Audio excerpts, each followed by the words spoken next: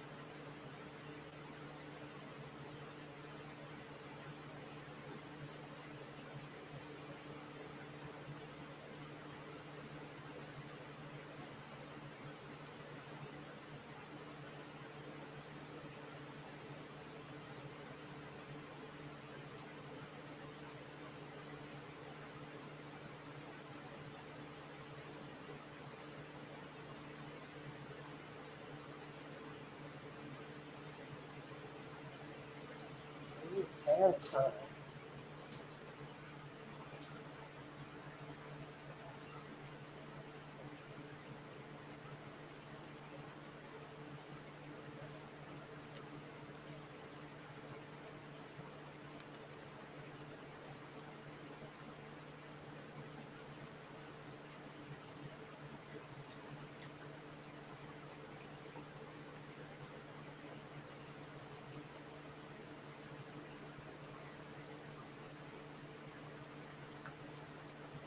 I don't see anyone on.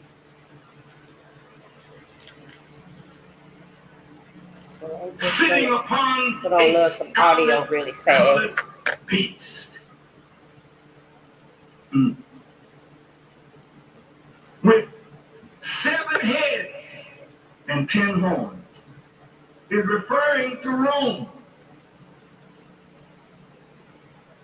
Rome was built on 7 hills.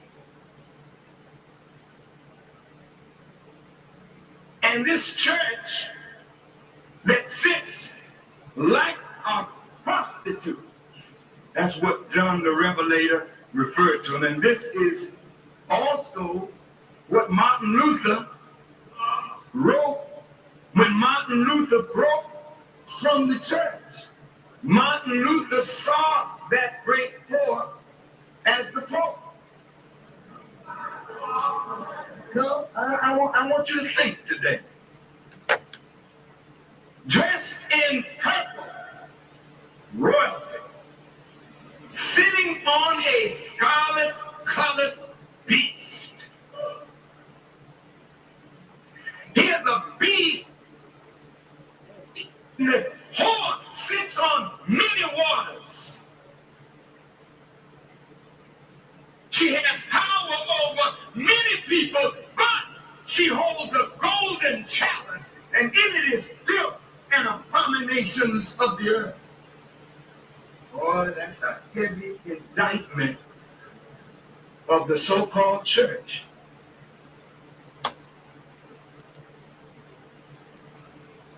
What have you done? What have you done? You have used God's name as a shield to practice dirty faith, dirty religion in his name. It came out of Europe with a cross and destroyed the peoples of the earth and brought the people of the earth into subjection to the image of Caucasians. The station is POWERLSG. The great Roman Emperor Constantine, who became a Christian, Farrakhan, originated the sign. And I think, in my opinion, the reparations, our demand for reparations, cut the check. Other countries send us these funds, they can send it to Farrakhan. Someone that we know gonna have standards for us to get that allotment. We don't just need to have it handed over to us because we got too many that's without financial literacy. Myself too. But yeah, Farrakhan. And the brothers. We got quite a few out here that I'm learning about. Quite a few of our brothers are banding together and they out patrolling our communities on their own without any assistance. And of course, they not wanting to be out there. They not wanting. This should have been done the right way so that we will know it's okay for us to do it. We will feel encouraged, supported to do these things. But since ain't nobody doing this stuff, I'm glad that we do have our brothers that are going out there into our communities. We just need to voice it and let it be known that we think we should be the ones patrolling and protecting our communities. At this point, we got to take the reins over everything for us. We want control over us. We don't want to be a part of this new world order. whatever that looks like, however they got to put it down and write it down, document it.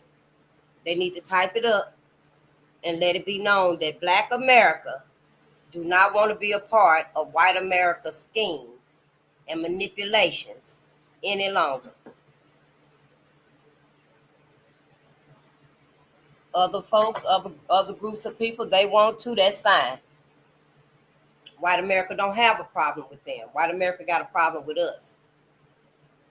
We got to separate ourselves from all that nonsense they got going on, all that madness, that chaos, because that's not us.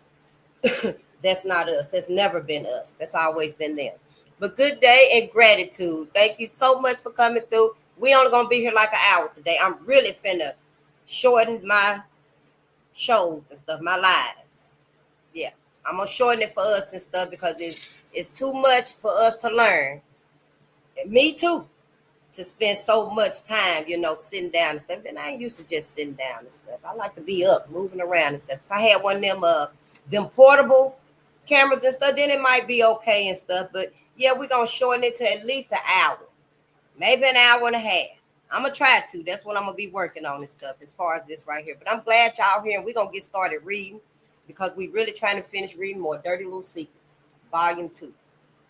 We're trying to finish reading this book right here so we can move on to the next lesson and activities that we need to be focusing on for us as a people so we can catch up with what is going on out there in the world. And there's a lot going on, but we need to see what we doing, what we up to out there and stuff. So yeah, I'm gonna go on and start reading. I would say I'll wait till somebody pop in again and stuff, but let me go on and get me what I need and stuff before I sit down. Because it don't take but two. That's all my answer said, face. You just need two.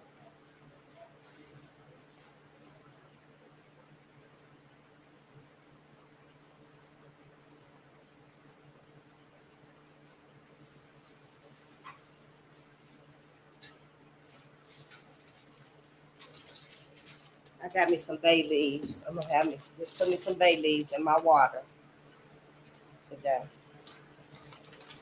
And I order me some more honey glow.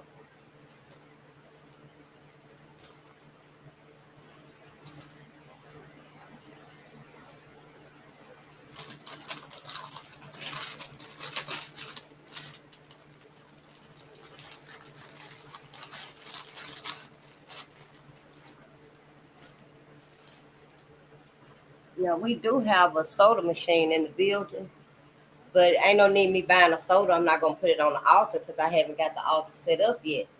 And then I'm gonna end up drinking the soda, so I just go ahead and have me some teas.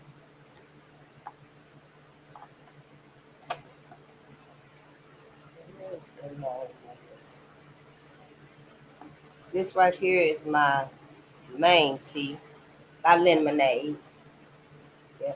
Oh, and Lemonade made it to spot number 2, or she's in the 3rd spot, or maybe the 2nd spot.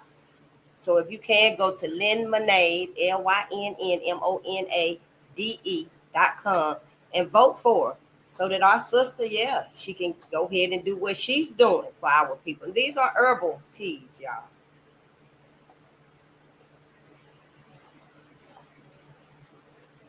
And I want to say this is honey glow. That's what I've been calling it and stuff.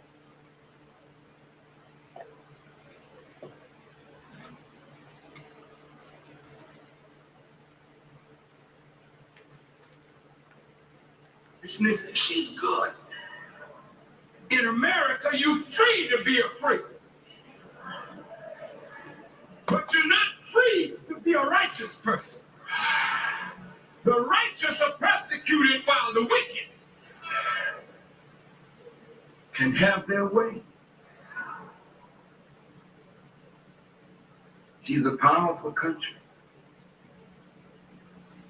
but she's very wicked. Sodom and Gomorrah looks like light stuff compared to what's going on in America. The evil that brought the flood in the days of Noah. America they look like a choir boy in comparison to the evil that we are doing. You're not out of this, brothers. You're not out of this, sisters. You wrapped up in the white man. And his aim is, if I'm going down, you are the people of God, all right, but I'm going to take you down with me. That's his aim. And I'll prove it before the day is over, and then I'm through with you. I'm through with you. And what does that mean? There ain't no teaching gonna make you better.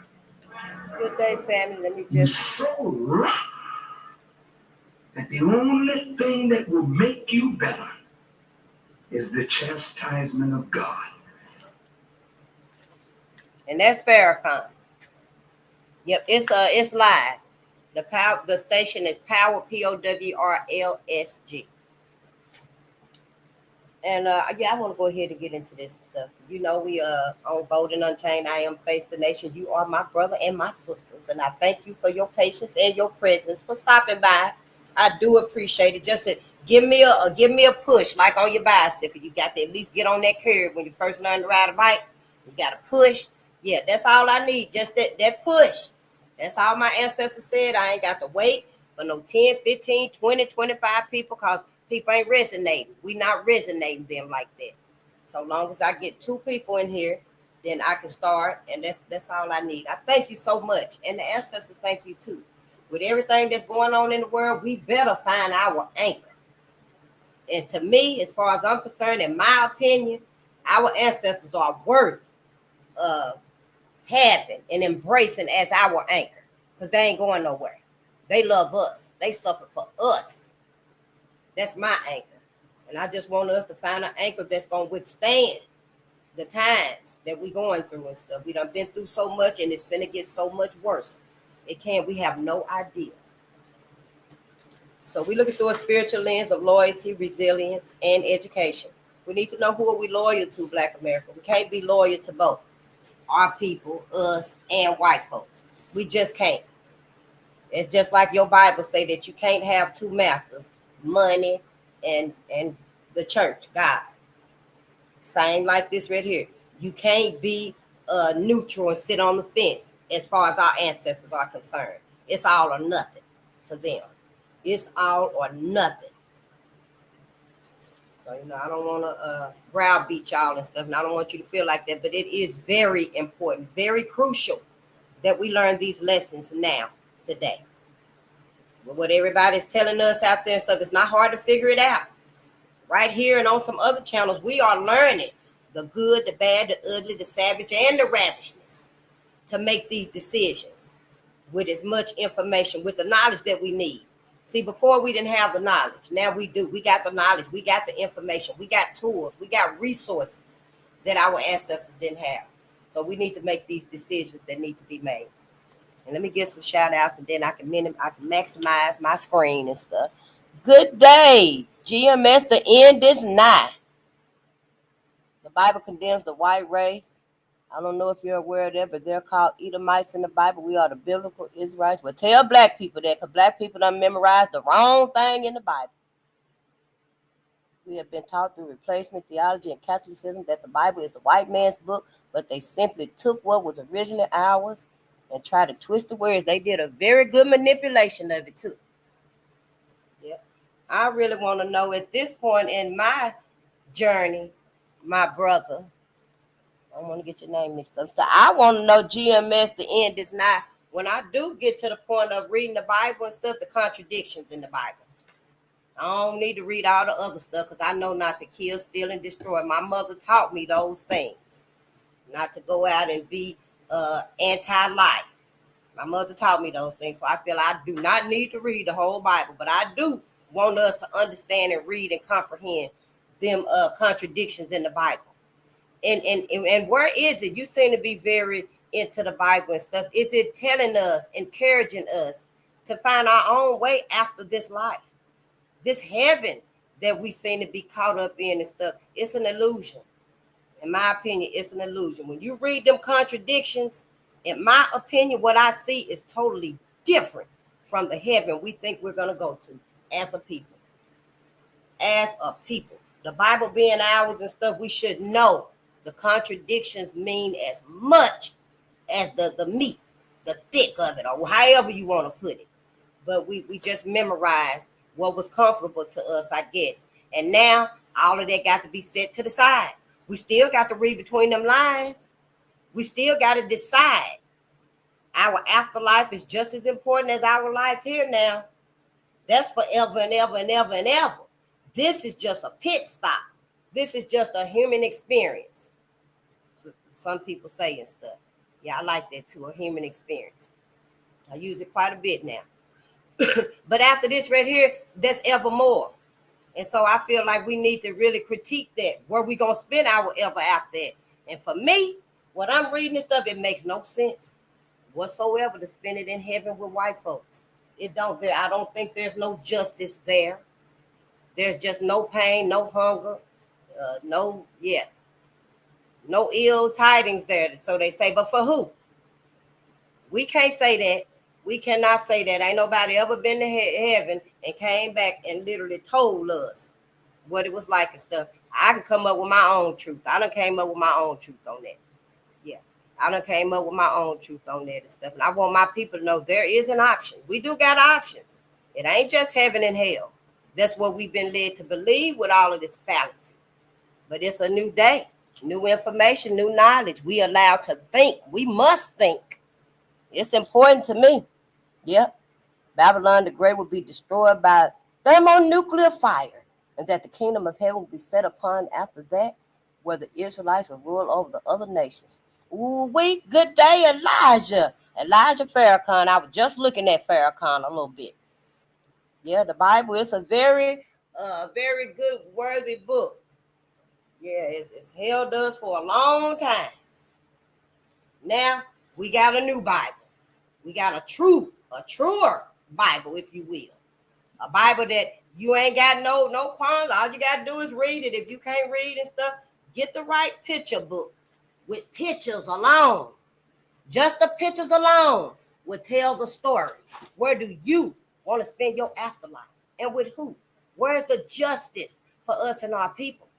We can't keep making us think that justice is in heaven when it ain't. Elias and Elijah. Elias,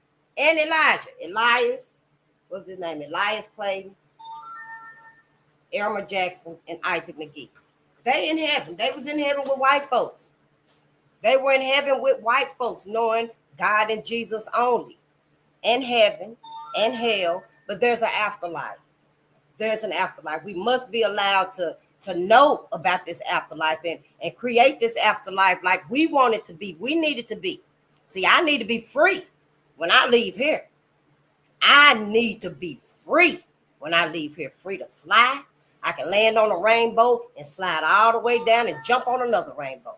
I need to be able to get on a star and track starlights all over the multiverse. I need to be able to. I don't need to be sitting in heaven with white folks and John Brown up there telling white folks in heaven right now, let them go. You still up here doing the same thing you did down there on earth. We got to think about these things. Don't limit my mind. I want us to know that our minds cannot be limited anymore. There can be no restrictions. We got to break it. I know how long it's been. I've been asleep 43 years. You've been with your Bible, your truth, embracing it 65 years. I know how difficult and hard it is. And I'm not saying all of it is wrong and stuff. I'm just saying, look in it again and ask yourself where you supposed to spend forever and ever and ever. You, not everybody else, not other black people. See, if it was just me, hey, I'm all right. I know where I'm going. But I'm concerned about my people too, because we need to know these things. We need to know these things. Yeah, I want to pass somebody flying in the 7th universe. I'm going to the 12th, but I'm going to be all over the multi-universe and stuff. I'm going to be out. I'm not going to be in heaven behind no pearly white gates. I'm not going to be there. We need to know there are options, y'all. That's a trap. That's nothing but a trap. But let me go ahead and get the copyright disclaimers out the way so we can go ahead and stick with this hour and a half, maybe an hour. Copyright disclaimer under 107 of the Copyright Act 1976. Allowance is made for fair use for purposes such as criticism, comment, news reporting, teaching, scholarship, and research. Fair use is a use permitted by copyright statute that might otherwise be infringing. Non-profit, educational, or personal use tips the balance in favor of fair use. And, you know, the whole religion thing. Dr. Ray Havens, the psychologist, he was a pastor. He's still a pastor. Yeah, for 20-some years, he's still a pastor, a current pastor. And learning from him, I love Dr. Ray Havens. A lot of Professor James Small. I love Professor James Small. I love all of our elders and our ancestors that have tried to teach us and give us a different perspective to think about. And Dr. Ray Havens, see, y'all don't talk to each other with all this knowledge within the Bible and stuff. You stay safely and comfortable with the easy parts of it. Dr. Ray Havens said the true purpose of religion may be, let me get it right because I wrote it down. Religion may be, it could be defined as something else, somebody else. Maybe you want to put it a little easier, a little nicer, and not say that it's a psycho-philosophical. Maybe you want to say it's a emotional vehicle, but now it ain't emotional. It's motherfucking psycho. But anyway, he said religion may be defined as a cultural, psycho-philosophical vehicle of spiritual and intellectual enslavement. That means it's a vehicle. It's always on the move. It's always on the move, y'all. And it's a vehicle of spiritual and intellectual enslavement. Your spirit and your mind is enslaved. Religion. It don't matter which one it is. All of them. If all of them seem to be leading us to heaven, that's where our comfort is. That's where our solace is, or solace is, you know, in heaven and stuff. But we got to decide. We got to start thinking about this heaven. Did we create this heaven? As far as I'm concerned, no, we didn't create this heaven. White folks created this heaven. Yeah, they changed the image of Jesus Christ. The way things is now with black sanity, because we're on the brink of insanity dealing with these people. All this time, ain't nobody ever told us nothing really fundamental that could help us except for keep the peace. Keep the peace. Basically, that's what we've taught ourselves and each other. And now we got to break out of that. As hard as it may be, as difficult and challenging as it may be, but go easy on yourself. I know you feel like you're blaspheming, you're questioning God, you're questioning Jesus. But it ain't that. Don't feel like you blaspheming. Don't your God want you to know the truth? Don't Yahweh, Yahushua want you to know the truth? Don't they want you to dig deeper? Well, then why come when you look into history, facts that really happened, you still don't do it? You still don't go that extra question and ask yourself, Black America. It don't seem to me like these people gonna be in heaven complacent. One people gonna be oppressed in heaven, and the other people gonna be seen on a pedestal in heaven, because that's white people's creation. The vision of heaven is they the one gave it the pearly white gates. It ain't got no back door on them gates. I done seen a whole bunch of pearly white gates. It ain't never have no back gates. It just have a whole bunch of clouds and big old pearly white gates. And sometimes it's a white man standing beside it, sometimes it ain't. But ain't no back door. If black people created heaven, it would have a back door. I'm just saying, in my opinion. Now, I know all of us not alike. All of us don't think alike.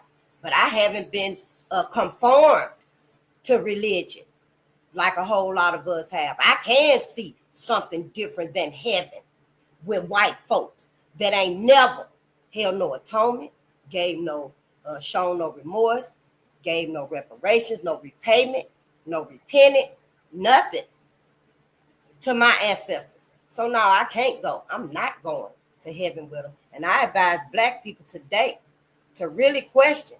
You better start critiquing this reality we living in, because it's a whole illusion to trick your ass in life and the afterlife. That's what it is.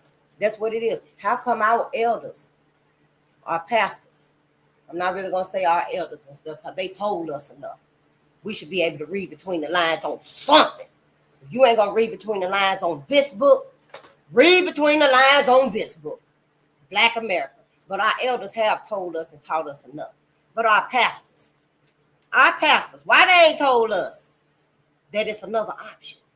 Why they got to mislead us to heaven too? See, I got a problem with it.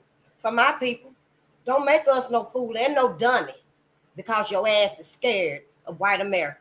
What, they can fly? Can they fly? They can't fly no more than you can. Today, you got more information, more tools, more resources, more support systems. You got more knowledge, more wisdom, more everything than our ancestors had. I know we all deal with this differently.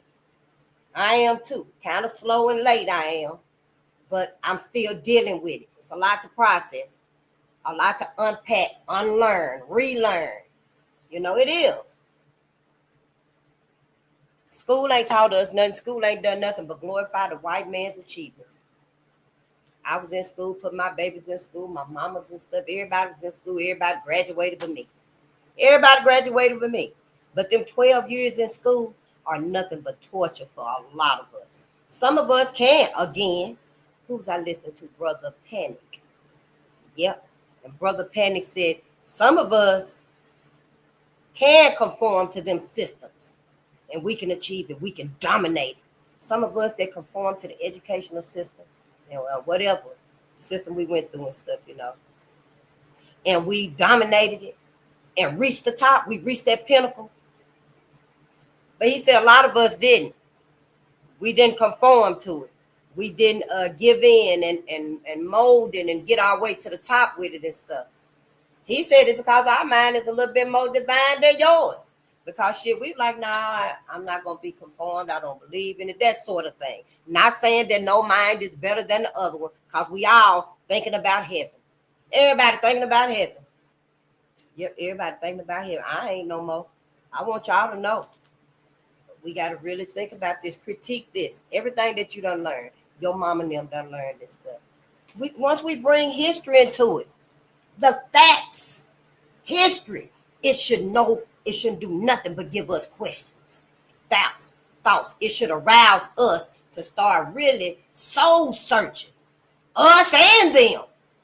Who was it? Dr. Bobby Hemming said that, Brother Bobby Hemming said, Dick Gregory, after all this time, white folks been around and stuff, they still a mystery.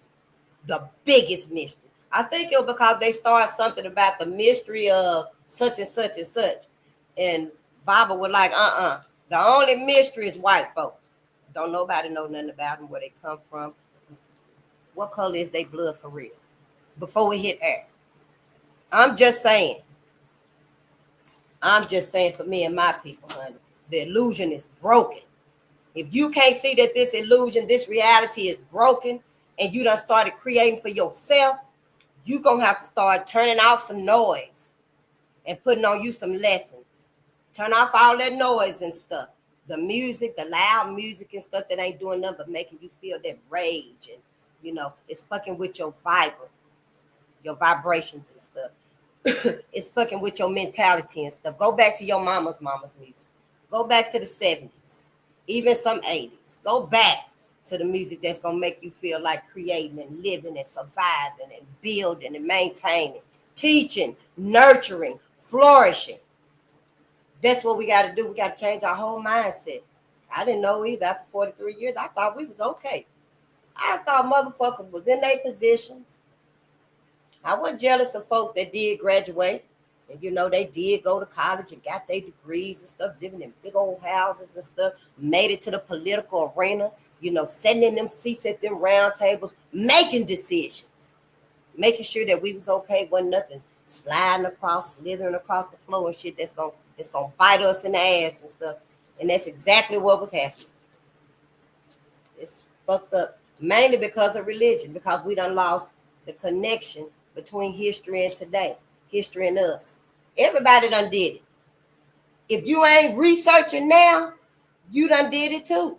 You done lost the connection. Ray Hagan said it. psychologist, Ray Hagins. He said he called it he coined it. It ain't self-hatred no more. I might say that from time to time, because that's what I'm used to. But he coined it dedicated ignorance. And he said we must start the process of undoing or reversing the ideals and the concepts that have been programmed into the minds of our people, black people, by the religious statements and the church doctrines that have caused them to adopt a belief system that has resulted in their loss of contact with what's real, factual, historical, and spiritual. You have lost contact with all of that. What's real, factual, historical, and spiritual. You're religious. You're religious. As far as contact with what's real, you can't even tell that this reality is broken. This illusion is broken. The manipulations against our people, all of that oppression and stuff is being answered for. You done lost contact with it and stuff because of religion. You can't even see the facts of our situation today because of all this trauma. We can't. I couldn't either. And I wasn't even religious like that. But I knew I was going to heaven. But see, I guess that was enough. My heart knew I was going to heaven until I started reading. Now, I ain't going to heaven with these folks. We done lost contact with what's history, with our historical, what's happened in history. Done lost contact with it. This is okay. We might have a few eyebrows raised about that and stuff. But this right here, folks finna close their book, grab their purse, and go outside. Folks finna leave with this right here because it's very uncomfortable because we ain't never approached it to heal from it and to look that trauma face in the face, to look the tormentors, our tormentors, face to face. It was their ancestors. These are our ancestors. See, it's bigger than just me and you. It's bigger than just white folks. It said white folks done did this to everybody, but they done made it right with everybody but us. That's because religion hit you differently. Yeah, religion hit your ass differently. You forgiving everything that they've done to your ancestors without them even asking. Just like that, the drop of a dime.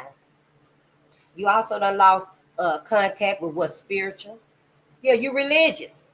You religious. I ain't saying no religious people ain't gonna go out there and hug no tree. Because you might. You very well might. But as far as seeing things on a spiritual level where we concerned, because we ain't always been religious. Before religious even stepped on the scene, religion, white people put that word together and stuff. We were spiritual. We had Kemet. We were spiritual. We were a spiritual people, and we still are a spiritual people. We recognize our relationship to the universe, to the multiverse, the cosmos, the ethers. We recognized our relationship with Mother Earth. We did, and we wasn't religious then. They did this right here as a tool to mislead us, and it ain't got but two end goals. One of them is the culture and racial superiority of the people who created it. That's white people. It might be about us, a little bit of it, but you ain't reading what you need to be reading about it. Black America ain't. We ain't reading what we need to be, because if we was, everybody be saying, no, I ain't going to heaven. No, I ain't going to heaven. No, this right got to be wrong. This wrong got to be right. We'll be asking questions. We'll be making assertions for us and our ancestors. But we're not doing that. We letting white people remain on that pedestal where they always been and stuff. Somebody would have been called out the hugest protest against white Jesus. Yeah, against, I don't care if every white church around here keep them on their wall, knowing they don't even worship that man, because white folks ain't got no communion. White folks ain't got no worship, no communion with the higher power. No, I'll go into it, but we probably want to say that to later, to tonight, to go into that and stuff. But anyway, the paralysis of analysis to those who believe in it. That's me and you, black people. See, it paralyzes our analysis, our thought processes. It paralyzes it. I'm so grateful that religion didn't get me like that. I am so grateful. I don't forgive nothing and nobody that did nothing to my ancestors. I sure don't, honey. No, I don't. This right here is your mind in religion. Whatever your higher power name is. Dr. Ray Hagins. Yeah, I annotate everything. Annotate so your babies can learn. You better start annotating. They'll love it. Yeah, get your crayons and your markers and stuff. Yeah, go wild. This right here is your mind on religion. Whatever your religion is. Yeah. It's a lot of them. I thought we were Baptists. My mom said we were Methodists. Whoa, yeah. I try to be Pentecostal. It's so many of them. But whatever it is, they got you going to heaven.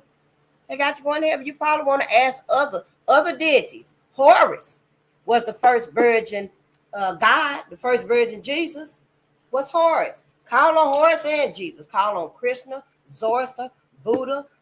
Who else is? A whole lot of them. Tamun. Call on every last one of them. Yep. Matter of fact, here it is. Buddha, Krishna, Odysseus, Romulus, Dionysus, Heracles, Lycon, Zoroaster, Attis of Phrygia, Horus. Yeah, Horus was born of Virgin Isis, the only begotten son of Osiris. His birth was heralded by the star Sirius, the morning star. Ancient Egyptians paraded the manger and child through the streets. Yeah, I wrote it real tiny, but I just wanted to put them on there because I was like, well, they got the same history as Jesus. Well, who came first? Horus came first.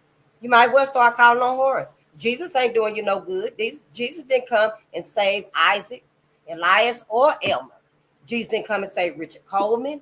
No one that called on them, that begged them. When their eyes were poked out with ice picks, you think he came?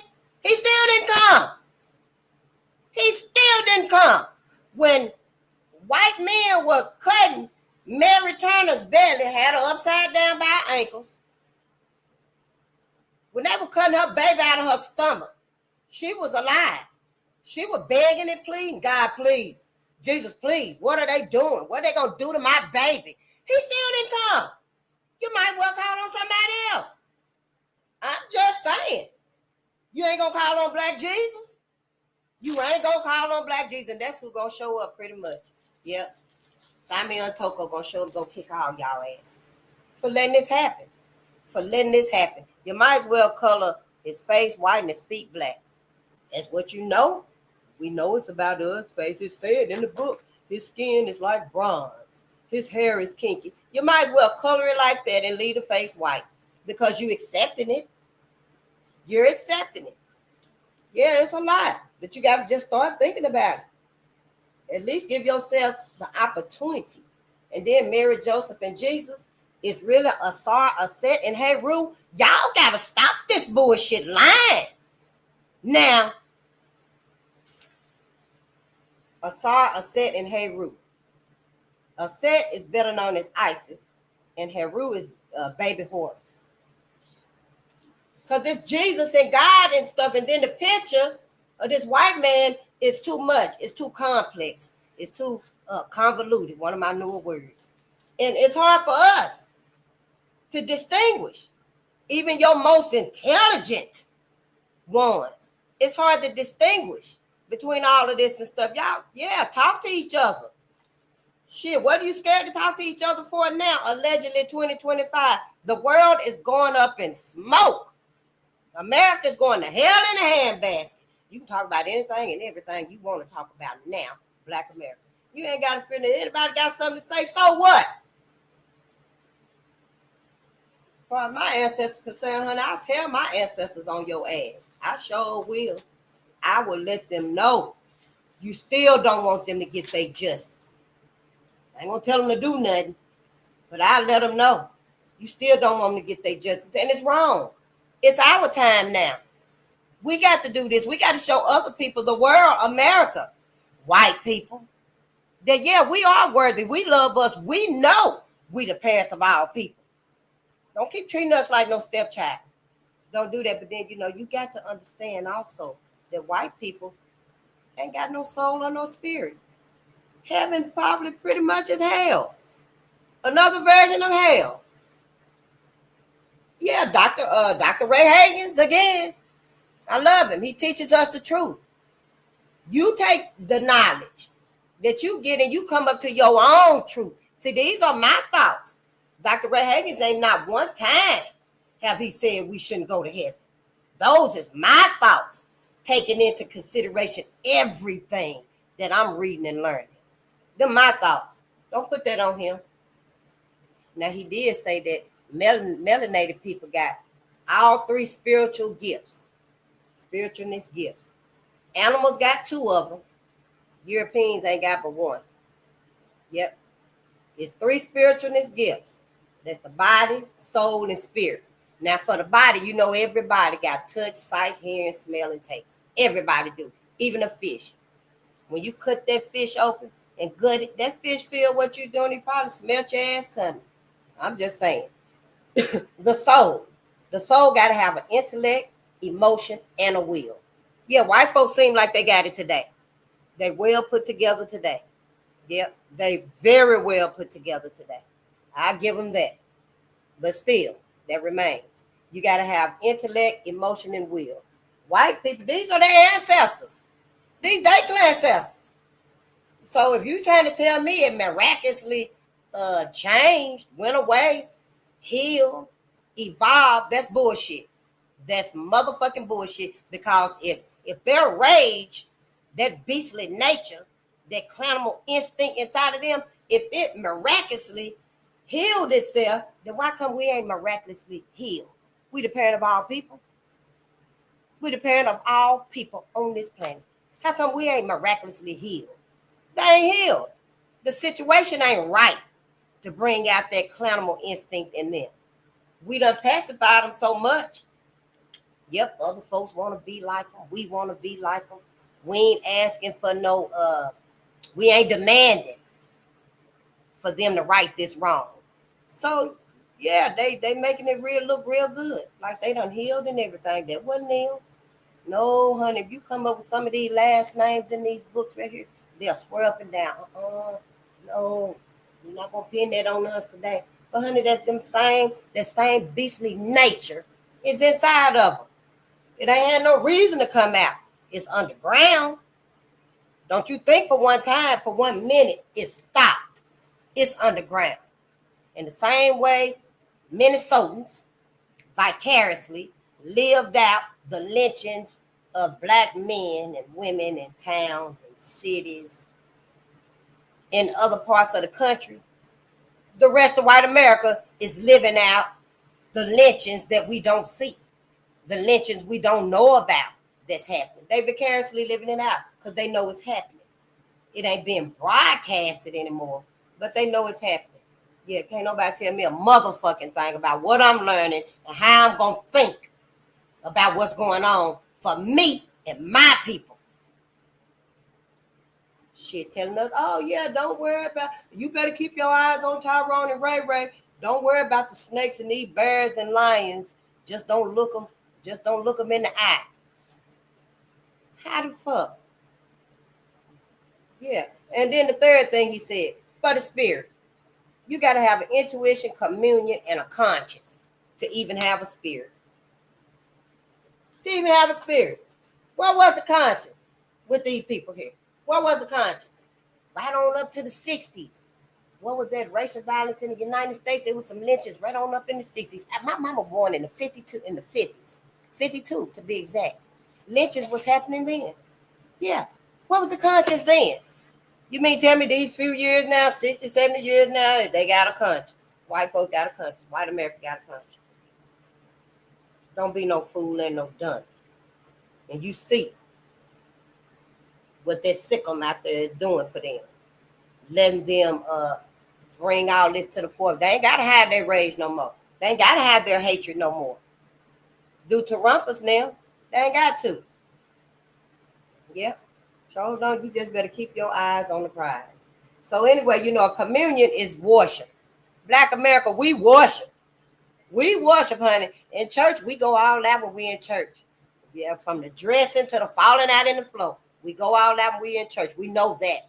But when we out of church, we still got our worship. We still talking to God, praying to God, believing in God, decorating for God, cooking and everything. We so religious. We got a higher power. We got a relationship with our higher power. White folks, I can't say that's the same. No. White folks would leave church and go to finish the tracking down the runaway slaves. Yep. White men, right here with Willie Brown, white men had on suits. White men had on church suits like they had just got out of church. Still had on their hats. Still had on their hats and everything. So see, it don't matter. The illusion must be seen by you. It's broken now. Look at all the people that thought slavery was still going on. White folks lied to them. Made them think slavery ain't over. And kept them folks for 30, 40 years. One lady was there for like 40 years. Said she didn't know, I don't know if they had her in the middle of them hit towns. And she couldn't get out. But for me, I don't sleep, eat, dance, or camp, nothing with snakes. No, I sure don't, honey. I ain't saying I'm going to readily cut their head off, but I'll cut their damn tail off. You better get away from around me. You sure better. I'm just saying. You know, that's what they say. If you see a snake, you got to cut his head off. But yeah, all of this it means something. You're supposed to decide what it means and come up with your truth. I ain't saying you can't go to heaven. You still can go to heaven if you want to. I just want your ass to know what it might be like up there. Hell, my version ain't no untrue than anybody else's. Everybody was wrong about slavery, wasn't they? Everybody could be wrong about heaven.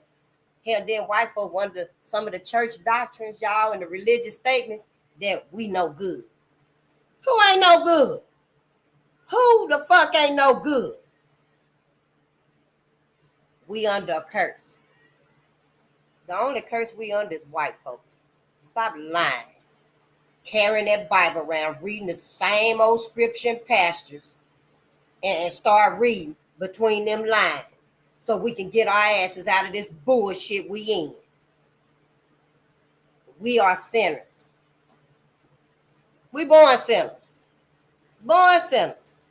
That's what they got you thinking. Your newborn baby, your baby ain't but 3 days old. And you thinking that baby is a sinner.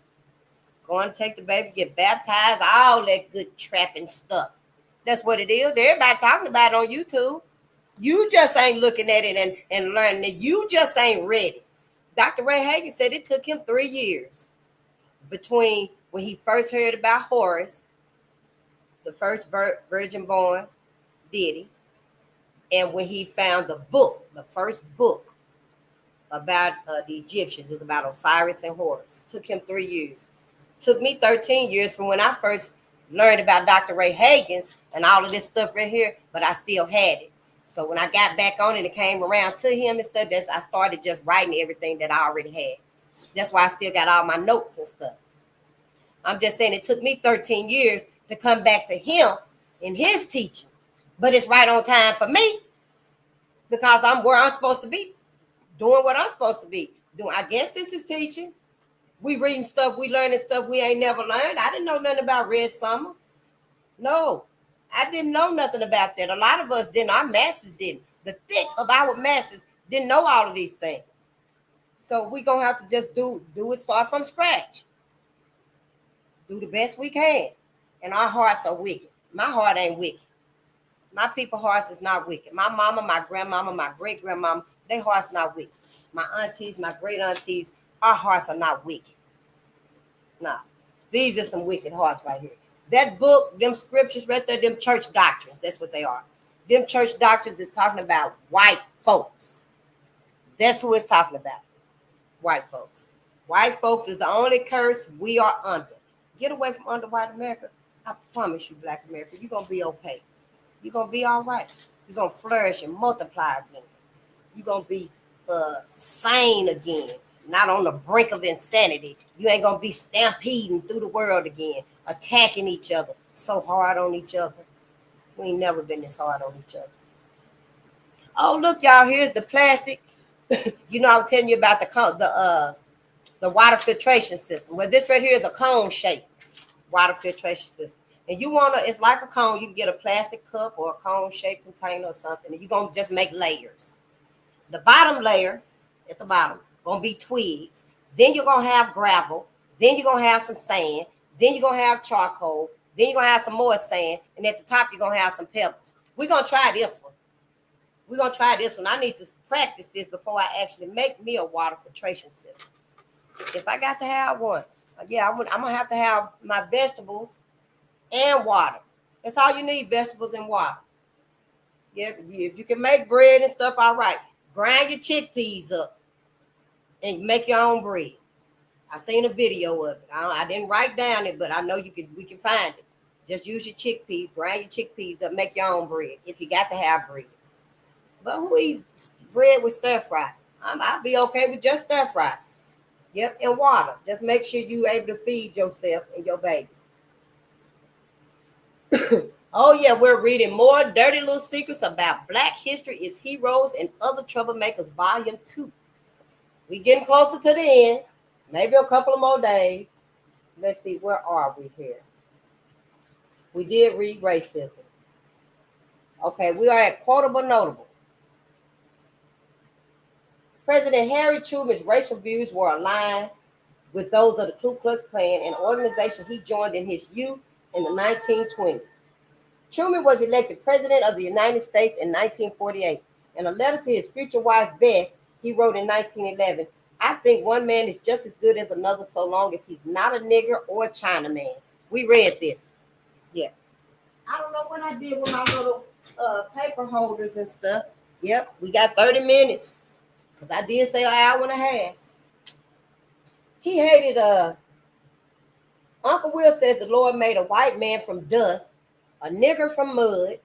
Then he threw up what was left and it came down a Chinaman. He hated Chinese and Japs. So do I. It is race prejudice, I guess. But I am strongly of the opinion Negroes ought to be in Africa, yellow men in Asia, and white men in Europe and America. And on that note, I want to say white men should be in Europe, not America. White men need to get out of America. Yeah, white women too. Y'all were just as brutal. You were just as threatening. All of you need to go back to your own land. Go back where you supposed to be, where you come from. You white people was not always here. You know you wouldn't. Stop lying. This is not your land. You will decide between Black Americans and the $5 Indians and the natives and stuff. We'll decide between us. But you get your white ass up out of America and go back to Europe. There is no and white men in Europe and America. There is no white men stay in America. You've done hell on this planet. You don't belong here. You do not belong here. Everybody that you told to go back where they come from need to turn around and tell you, white America, to go back where you come from. I'm just saying, the truth must be spoken now. But letting these people tell y'all like they are the parent of all people. The cosmos didn't manifest the white man and the white woman. They just got here last night. Yep. Dr. Anthony Browder. He's our anthropologist brother. And he be going into the excavators. And he's from the west side of Chicago. And he taught us that geneticists and epigeneticists, they've been studying. We the greatest study on the planet. And they've been studying. They found out that Black people was here on this planet 290,000 years before white folks even came on the scene. White folks only been here like 7,000 years, 6,000, 7,000, 8,000 years. We'll say 8,500 years because I know you biased to them. You feel sympathy for them and you love them. So I say they've been here for 8,500 years. But still, we've been here 290,000 years. Longer than white folks.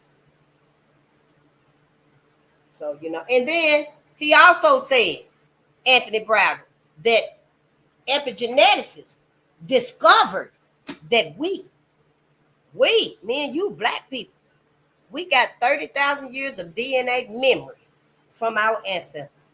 That means all of this trauma, all of this torture that we've been reading about, y'all, that's why we're so restless. Because we don't know about it, but we feel it.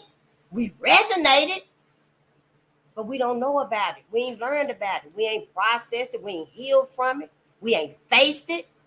That's what white America does for us. Yep. And I'm just here to say, and as far as I'm concerned, if we got 30,000 years of DNA memory, them motherfuckers do too. And as soon as the situation is right, they're going to come out a bag on your ass. I'm getting ready to plant some garlic too. That's why I got it in here. Yep.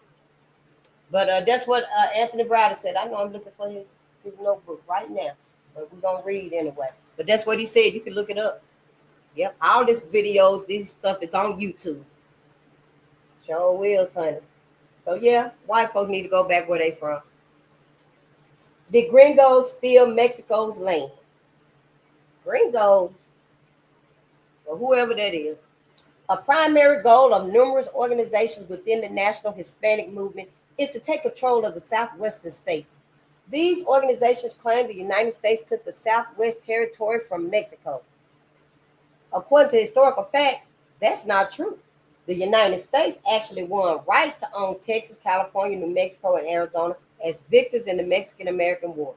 Under the rules of war, the United States government had military and legal justification to lay claim not only to the Southwest Territory, but to all of Mexico. Fortunately for Mexico, the United States government did not fully exercise that right. Instead, the United States purchased 500,000 acres of land in what is now California, New Mexico, Arizona, and Texas from Mexico for $15 million. We read this one too. The United States government even paid Mexico nearly $4 million in reparation damages and gave us a dime or a dollar.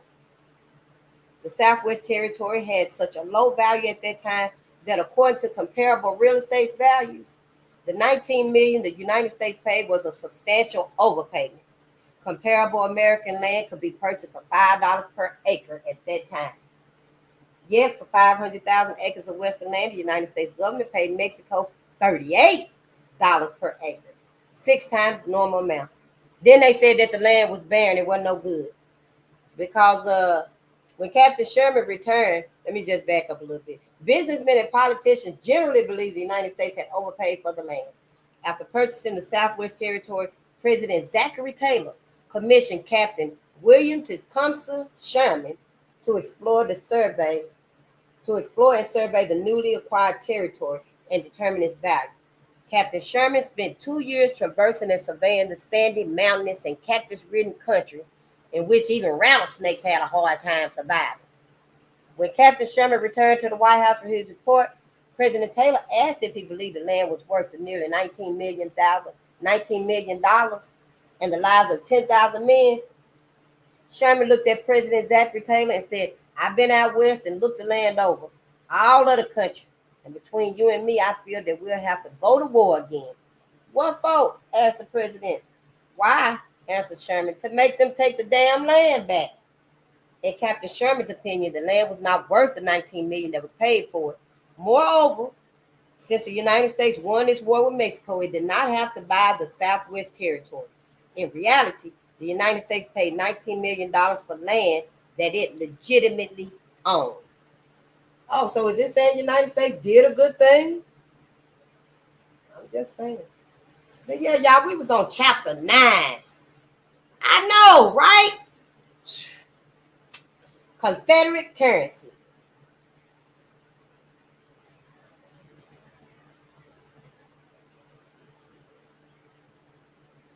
Yeah, we're going to start there with Confederate. I'm going to back up one, the castration complex. You know, we've been reading a lot about castration in our midnight with the ancestors. And this right here just it'll give us a little more insight into that. It wasn't no sexual perversion, I know that much. Castration was a technique to physically and psychologically control black males. In South Carolina, for instance, one of the harshest slave states, a public policy promoted castration of any black male slave who ran away from his owner 4 times. Similarly, in North Carolina, between 1755 and 1765, the state sentenced more than 17 black slaves to castration for running away. These examples illustrate that slave masters had concluded that the prospect of this horrendous punishment was by itself a means of social control. In husbandry practices, farmers castrated unruly male livestock to quiet their demeanor and disposition. Most slaveholders hoped that what castration achieved in animals would translate into a social control for black male humans. and curtailed their high spirits and potentially malicious and vindictive tempers, which caused them to steal and run away. Not that they ran away because they want to be free. Not that they stole because they were hungry. Slaves were chattel, and therefore no different from field animals. After slavery ended, whites continued to castrate black males as punishment for any real or perceived infraction of Southern racial codes. But more than anything else, castration was a means of eliminating black men as competitors for wealth, power, and women. Because when the men were castrated, and it's not hard to imagine, they wouldn't be their normal manly self without their manhood. That's a man's manhood. So the white men figured that without their manhood, it would quieten them down. Like, when you cut somebody's tongue out like white folks did, and they just don't talk. They silent all the time unless they mumbling. That's how they seen castration. Cut their manhood off, and they can't be a man. They can't be bold and be themselves and be and have integrity and morals and be brave. That's why they did it. It wasn't nothing about no sexual perversions, like our nightly readings is trying to say. Them ain't no sexual perversions. No. Confederate currency. Governments put images on their money of persons and objects that are of cultural importance. Yeah, we can say they do that. We've been waiting on Harriet Tubman to be on a $20 bill for how long, y'all? It ain't even finna be no more cash. It's finna be a cashless society. What is y'all thinking about? Tell them to go ahead. They ain't even got to put Harriet on it no more. Just don't burn no more motherfucking money. Give us the machine anyway. We can put everybody on the money then. Malcolm, Martin, Rosa. We could put Claudette Colvin before Rosa Parks. We could put Ida B. Wells on money. Yeah, tell them folks to do right. Do the right thing. It's always the right time to do the right thing. I forgot who said it. In 1862, Salmon Chase, the Secretary of the Treasury, added the motto, "In God We Trust," to the first federal paper money called the greenback. The sentimental values and history of a people are on their currency. The Confederate South was no exception. The South put cotton and slavery on their notes. During the Civil War, the importance of Southern slavery and black labor was engraved on approximately 21 different forms of currency in different Southern states. However, placing images of slavery on currency had started as early as the 1820s. Dang.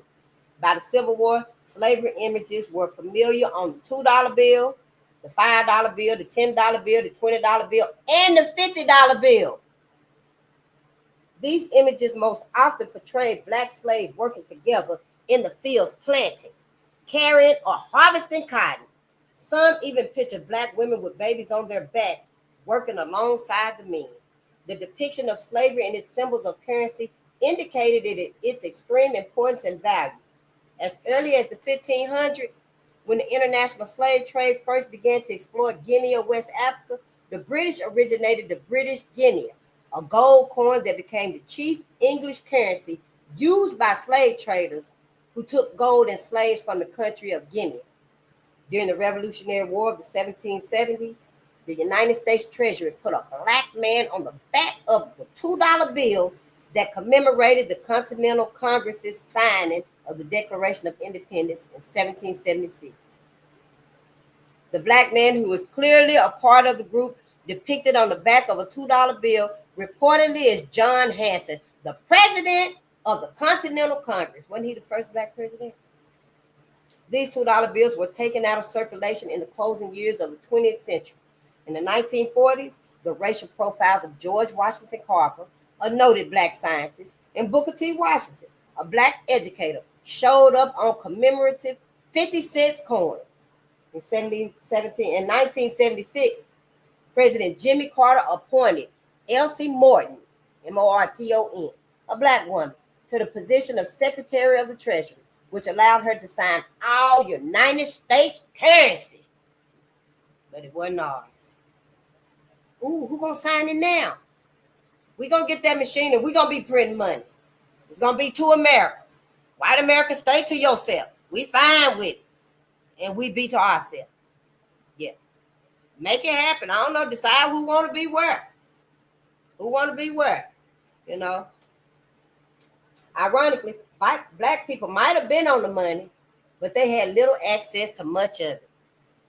Centuries after slavery, during the civil rights movement of the 1960s, Reverend Martin Luther King Jr. was amazed when he discovered adult black sharecroppers in Alabama who had never possessed real money or United States currency in their entire lives. And this was in the 1960s. So don't you try to tell me they ass ain't living vicariously through the bullshit that they know is being done. As sharecroppers, they worked on white plantations for scrip, which they used to purchase merchandise in local white businesses. Just that piece of paper. Yep, just that piece of paper. Blacks were cash. Over the past 5 centuries, black people have been used in every imaginable way. But how many people knew that black slaves were so valuable that they were used as a form of currency by the military during the Revolutionary War? In 1781, General Thomas Sumter established the use of slaves as payment to the soldiers under his command. Not only were they giving white babies slaves, little white girls slaves, and they giving each other slaves. I remember in our book we reading at nighttime and stuff, they trying to decide what to do with Peak now because they don't know what to do with it. Instead of just freeing her, they trying to decide who to give her to. And now you mean to tell me that in the wars, General Sumter, he probably wasn't the first one either, was actually giving their soldiers slaves. For example, one colonel who had served with Sumter for 10 months was paid 3 grown slaves and a child. Ain't nothing beneath these people. Nothing. A major was paid 3 adult slaves. A captain received 2 adult slaves, and so according to descending rank. And so on, according to descending rank. Now, the higher your ranking, the more slaves you get, it seems. Even privates on the lowest rank in the military received 1 slave each. General Sumter didn't just pull this pay plan out of thin air. He acquired the slaves that he used as currency from some of the most prominent colonists and founding fathers in the colonies. Oh, the founding fathers. Just giving them slaves. Oh, yeah, give your soldiers a slave too. I can give you 60 slaves. We'll go around and ask all of them. And they asked all of the founding fathers, so all of them gave however many they could. And some of the most prominent colonists. When Thomas Jefferson was governor of Virginia, he signed a bill granting every white male who enlisted for the war 300 acres, and a healthy, sound black slave between the ages of 20 and 60, or 60 pounds of gold or silver. So if they didn't get the slave between the ages of 20 and 60, they'll get the 60 pounds of gold and silver. So either way, they get 300 acres. And a lot of them probably wanted that slave so they can work them to death and breed them.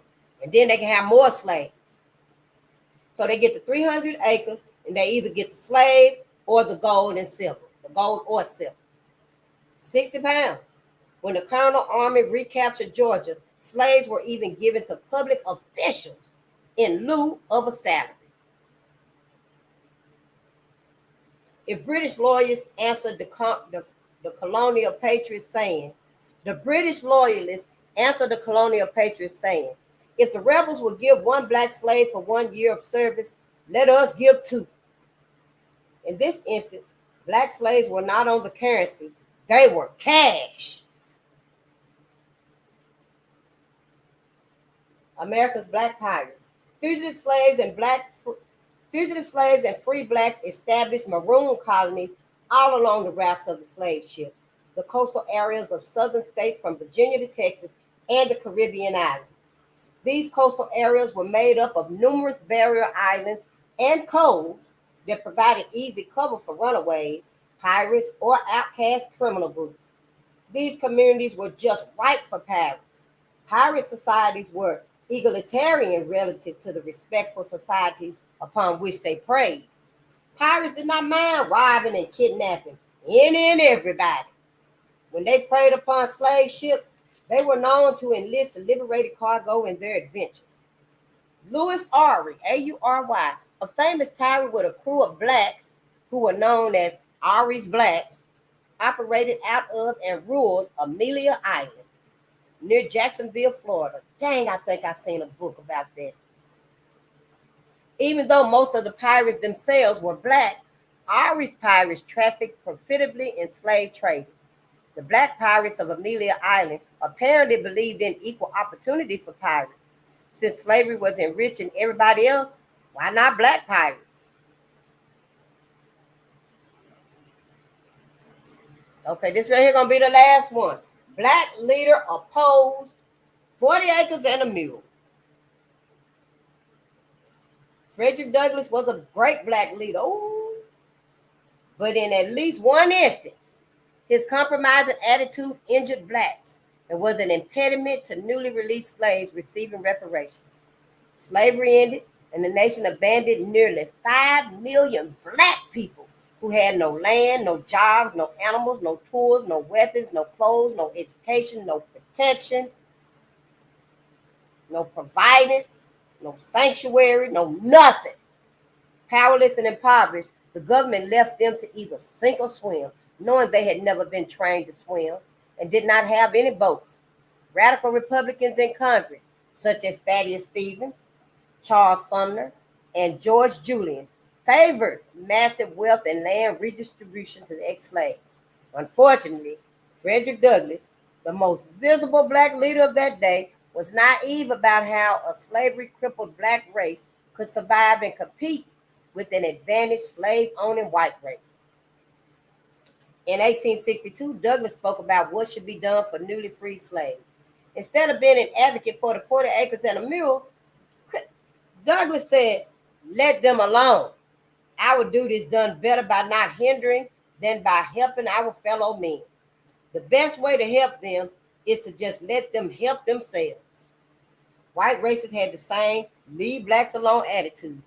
A conservative white congressman spoke for white America when he said slaveholders were sick and tired of taking care of slaves, and it was time for blacks to work and take care of themselves. In his mind, ex-slaves had to either work or perish. Within 40 years, the 1862 immigration policies brought in 26 million European immigrants who were granted free land, welfare benefits, and job opportunities that ex-slaves were denied.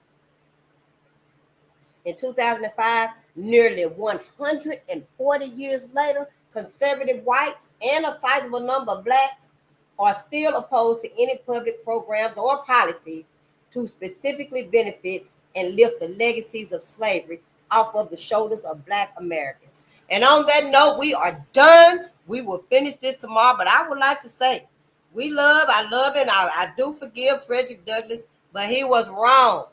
And we need white people, white America, and the government know that Frederick Douglass was wrong, and we need you to cut that check. Don't burn no more money. Don't melt down no more coins. Give us them coins and that money, that currency. Give us the building, the printing machine, the dyes that you make the money with. And you have your futuristic world. We're not gonna say you shouldn't have your futuristic world if that's how you want to live, white America, but we don't want to be a part of it. We do not want to be a part of it. Y'all let them know. Don't just all faces saying that we all right with flying cars. Stop that bullshit. That's not for us. Our elders done told us that technology is not for us. It might have been Dick Gregory. One of them told us, though, that technology is not for us, y'all. I'm not lying when I tell you these things and stuff. But that's it. We are done. For tonight, I thank y'all so much. I really thank y'all for being here for our ancestors and just being interested in them. These are our people. If it wasn't for them, we wouldn't even be here. I know it's easy to learn about the good, the bad, and even the ugly. I know it's easier to take that in and stuff. Some of the unfairness that was done to us and the tricks and the manipulations and stuff. But we also got to learn about the savage and the ravishness, because we're not savages. We are not savages. White folks have motherfucking lied and projected everything onto us, but that's not us. I refuse to let us think and believe any longer that we are the things they making us out to be and portraying us out to. Oh, look at them. You look at, who was that said, Dick Greg said, you turn on the 6 o'clock news any day. Might have been Bobby Hemingway.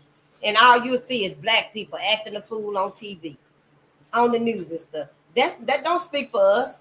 All of us not like that. We're not even a confrontational people.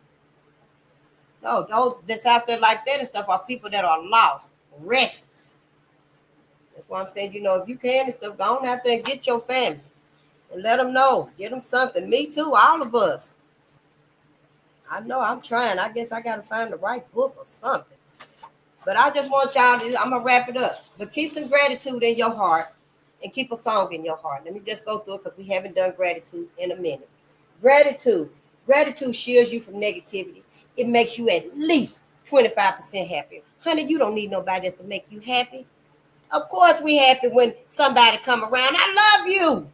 You're my sister. You're my brother. You're my husband, my wife.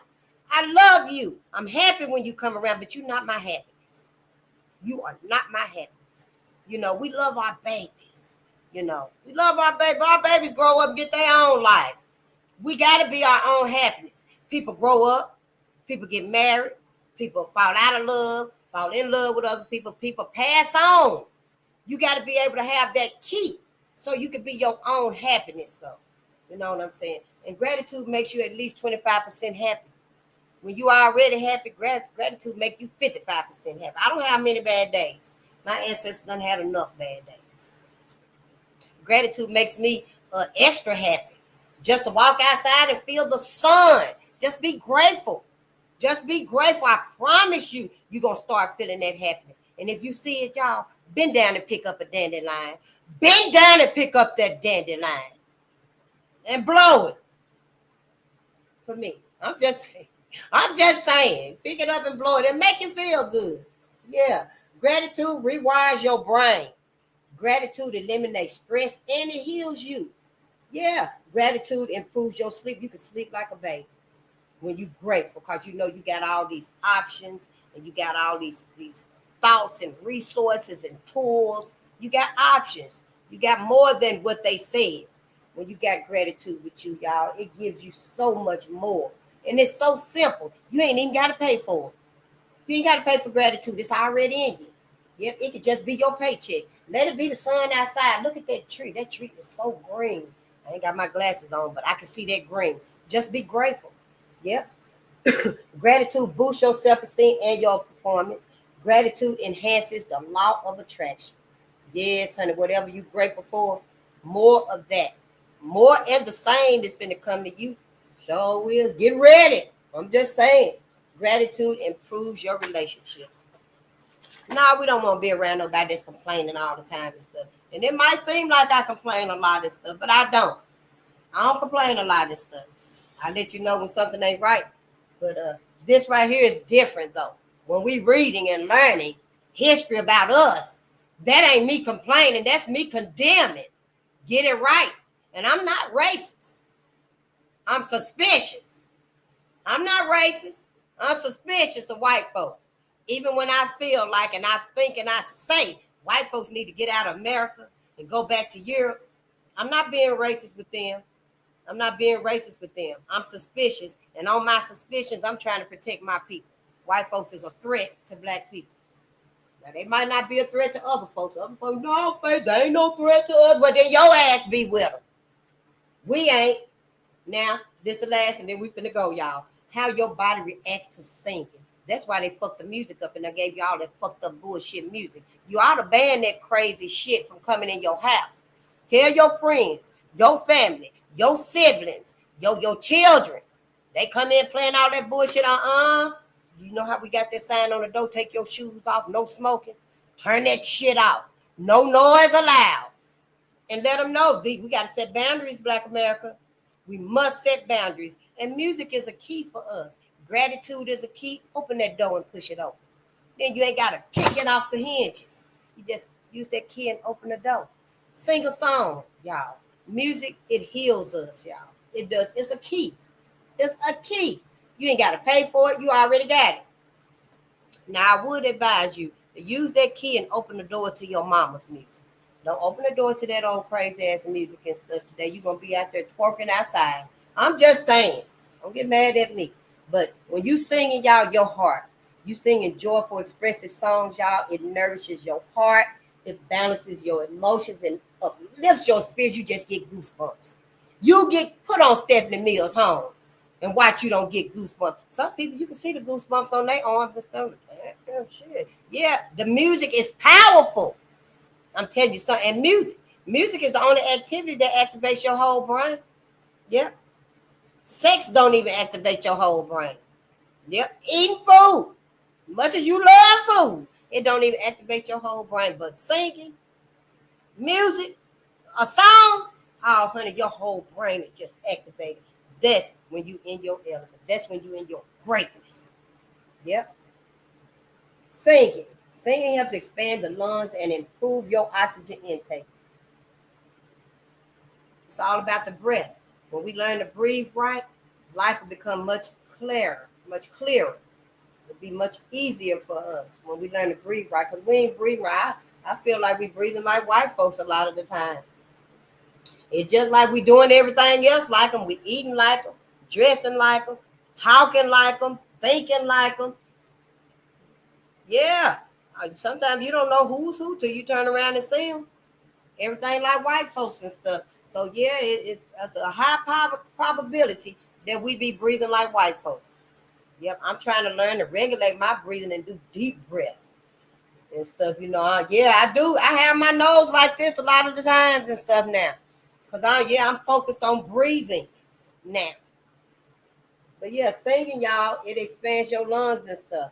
I don't care if you ain't singing nothing but good times. Sing a song. Yeah, Earth, Wind, and Fire sing a song. I know. Singing helps regulate emotions like frustration, anger, and stress.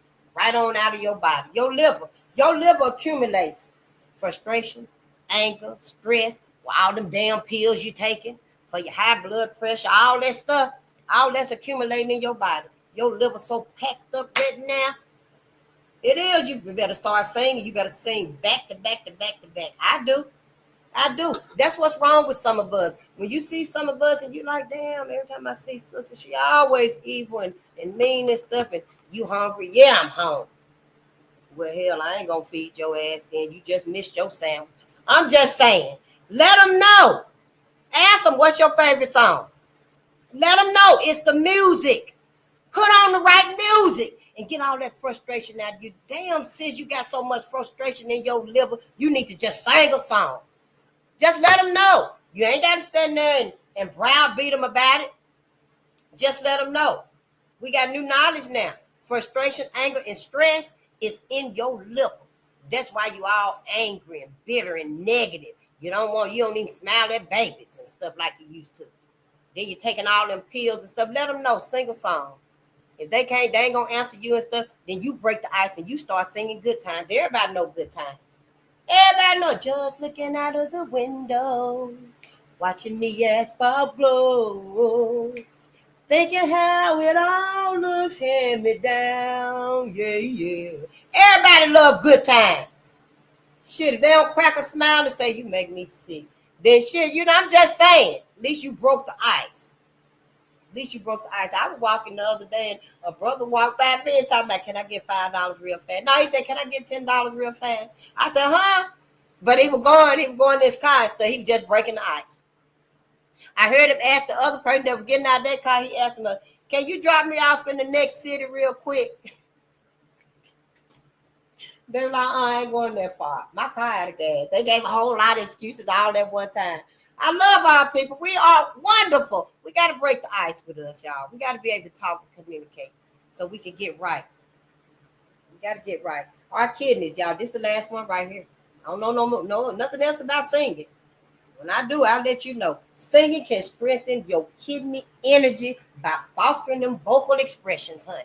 Yes, honey. You know how when you sing them high notes, and honey, better not nobody say a word or a whisper till that song go off. Because you ain't got no time for no conversation. You better write it on a piece of paper and give it to me.